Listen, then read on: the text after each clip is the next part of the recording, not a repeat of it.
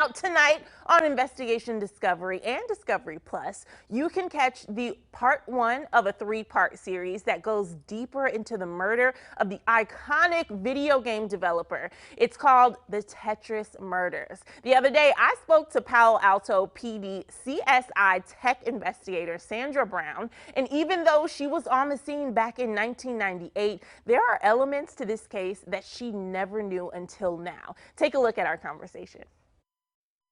Lieutenant Brown, thank you so much for being here.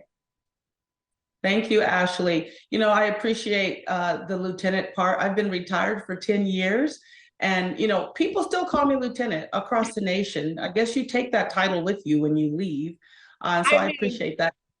Absolutely. And especially, after all the work that you put in, I would think, people still want to respect you in that matter. I know I do with everything awesome that you've accomplished. And we're here today to talk about the Tetris Murders. I get so fascinated with crime and crime junkies and things like that. So, but you were actually on the scene back then, I believe 1998. Tell me, when you were there, did you automatically know something was off? What a sad day. And we got this call at 3 p.m. We had to stage in a neighbor's garage for several hours, had to wait for a search warrant. And so we knew what was happening inside. We knew we had 3 deceased persons. But when we went inside, Ashley, I got to be honest with you. I went in and I saw some things that didn't line up for me personally. And actually, it wasn't just me. It was a couple of others, as you'll see in the docuseries, that a few of us thought, well, wait a minute, something's not working out for me. And I was saying earlier, when there's one thing that's out of line, okay, all right, that doesn't matter. When there's 2 things, 3 things, 4 things, you start to think, well, wait a minute, I might not be too far off the point here. I was bothered by I'll just give you this one spoiler. The blood spatter bothered me. Okay, it was too low on the door.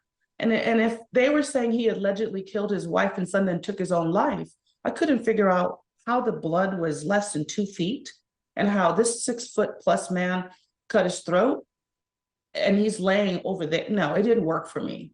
And so other things started adding up during that evening. And I got to be honest with you, over the last 24 years, when people ask you, they find out you're a retired law enforcement. They go, oh, really? Because you said it, crime junkies? I didn't know that was such a thing.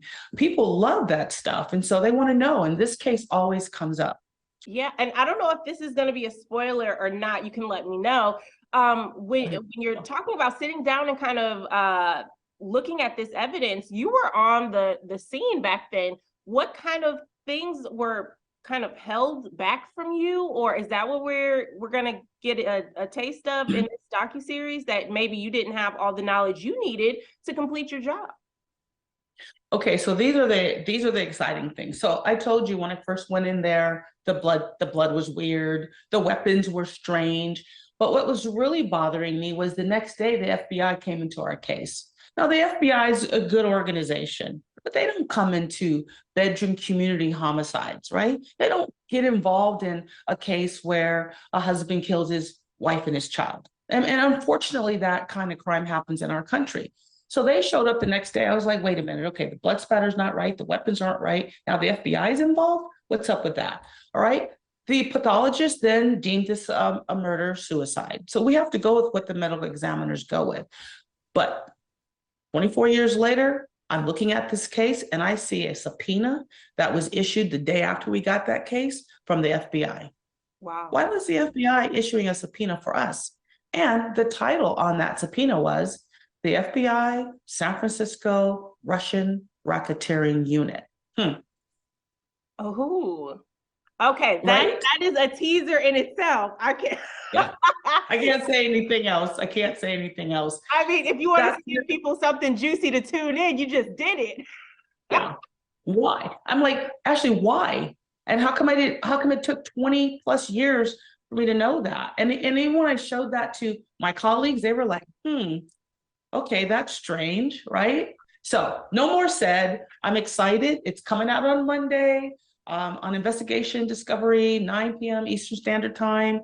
Please take this path, take this trip with us. You're going to be surprised because I was. It's exciting. Absolutely. Well, thank you so much for being here, giving us a little spoiler, just opening us up to your world. Thank you so much for being here. And we will definitely be tuning in for this 3-part docuseries. Thank you, Ashley. Have a good week. Thank you.